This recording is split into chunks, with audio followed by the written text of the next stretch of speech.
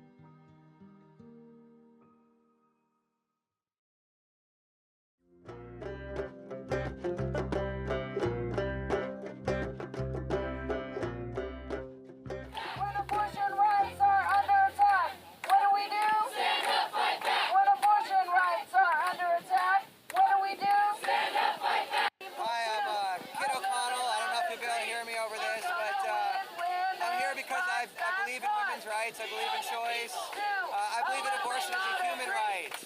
So I'm really glad to be here with this march.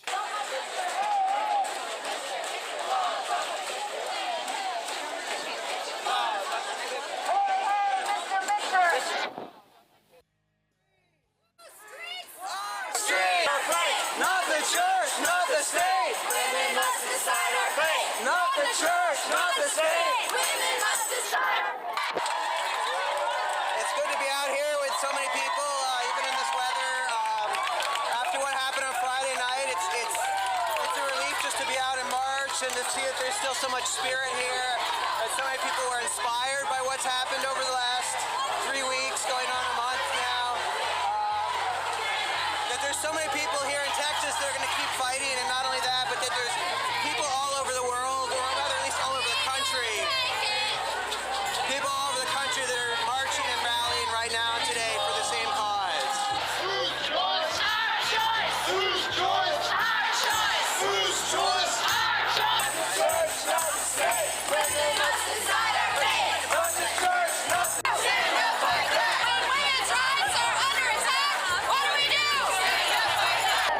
Shame! Shame! Shame! Shame! Shame! Shame! Shame!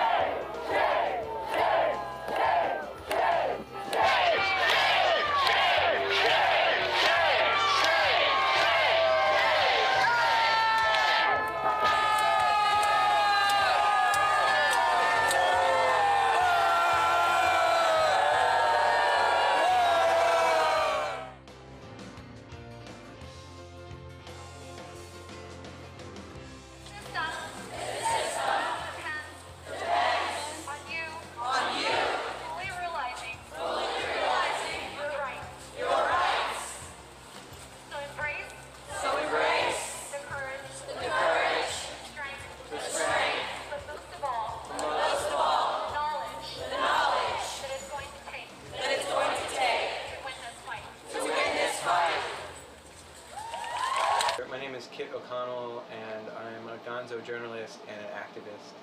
I attended a march on July 15th, which the film crew followed me along for. It was part of about a month of active protest at the Texas legislature against abortion laws that will close many health clinics in Texas that women and many men depend on. I've been working full-time as a journalist for about a year now.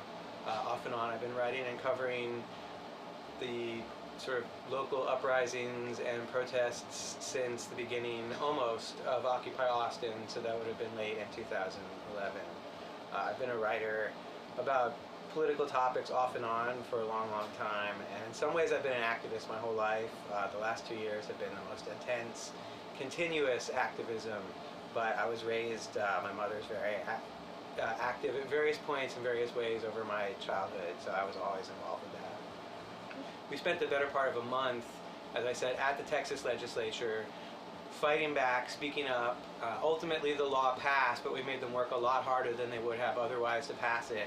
And I think we showed a lot of people how important it is to speak up. I think that what they started there is far from over. In addition to fighting those laws in court, just the people that were activated by that event, who saw what the people's power can do and can continue to do if they stay active, that's going to change a lot of things in Texas over time and hopefully in the world. My name is Rowan Harton, and I've been an activist since about 2003, and my main activist passions are women's rights in general and reproductive justice issues in particular. I was at the Capitol on the night of the filibuster, Wendy Davis Filibuster, and it was really incredible, and it just, so first of all, making sure that the people who were going to pass these laws had to look women in the face. For me, being a gonzo journalist, I think is important. It's like a cross of being an activist and a journalist. I'm intimately involved in everything I do, but I also do try to document what's happening. A lot of times I'll take a step back from some of the more intense actions so I can be there to witness it, to write about it, to talk about what really happened from the viewpoint of somebody who was involved rather than just somebody who was watching dispassionately. You saw that at the Capitol, where at the end of those protests that you got some footage of, there was a sit-in in the Capitol, and at the end of that sit-in, the police were needlessly violent and attacked people. Just, you know, poured over the crowd of people sitting down, even though they were causing no real risk. It was a purely symbolic sit-in. And you know, one of my friends ended up with 10 stitches in the back of his head as a result of that. And another woman basically had her pants pulled down by the police, the state troopers, as they pulled her through the hallways, essentially putting her on display. And the mainstream media, even though they were there to some limited extent, they weren't able to talk about what it was like to be sitting on the ground as 100 state troopers come pouring over you and grab you and tase and kick some people and drag others. So the biggest one was the night of the filibuster. So there were 3,000 women packed into the Capitol, which is intense. And I was in one of the overflow rooms, which is on an underground floor. And the gallery where the Senate was actually debating this is many floors up above. And very few people could get into the gallery, so most of us were packed in downstairs. So after Wendy Davis was pinged for the third time on completely ridiculous, you know, not charges, but you know, the objection. The three objections, and you're out. After the third one, people immediately started saying, "Okay, let's go up to the gallery." You know, let's. I was afraid they were going to storm the gallery. I'm glad they didn't, because that would not have helped. But what happened was about 1,000 women went up to the gallery and were outside the door, and I was still in the overflow room, you know, two floors below ground, and they started chanting, "Whose house? Our house?" And we were watching the live feed, right? There were, 200,000 people across the world watching this internet live feed of the gallery proceedings. And as the senators were talking, and you could see, I mean, people were so angry, and they were just railroading right over all of the justified objections of the Democrats, you started to hear this chanting over the live feed.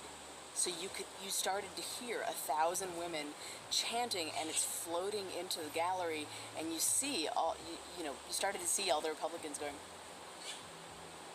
"What is that?" And you started to see the Democrats start to laugh. But just that moment, that was so powerful, of hearing the people's voice, you know, literally breaking through over those who were trying to silence them and say that they know best for them, of hearing these women, you know, over the live feed. It was just an incredible symbol of our voice. Also, it was awesome seeing their face and knowing that they couldn't realizing they couldn't get out of the gallery without having to go through 1,000 angry women. The men will cheer, the women will shout, the children they will dance about. We'll take our state back with very good marching home. My name is Jessie. I'm here at the Austin State Capitol singing in the Rotunda. We're singing in solidarity with our friends and comrades in Wisconsin who are being arrested for singing in their state capitol. We are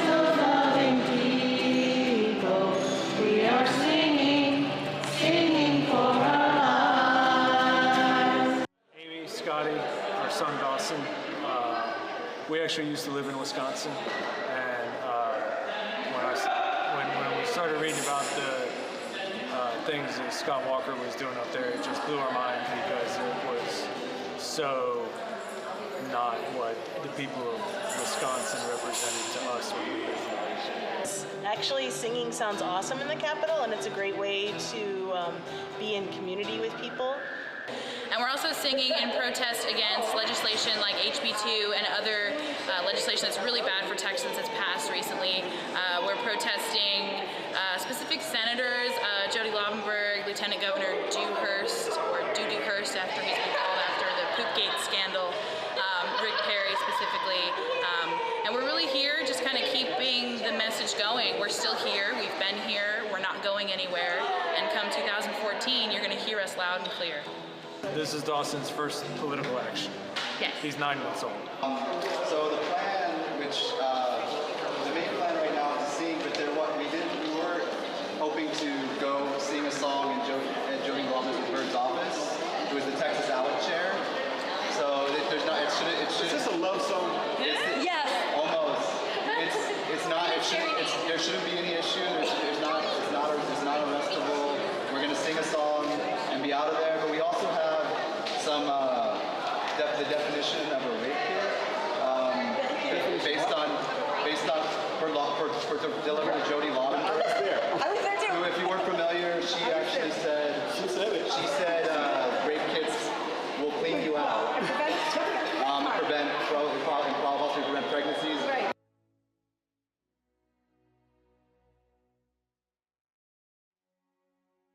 We're writing messages on the back of this definition of the rape kit to deliver to Jody Laubenberg. This is our song.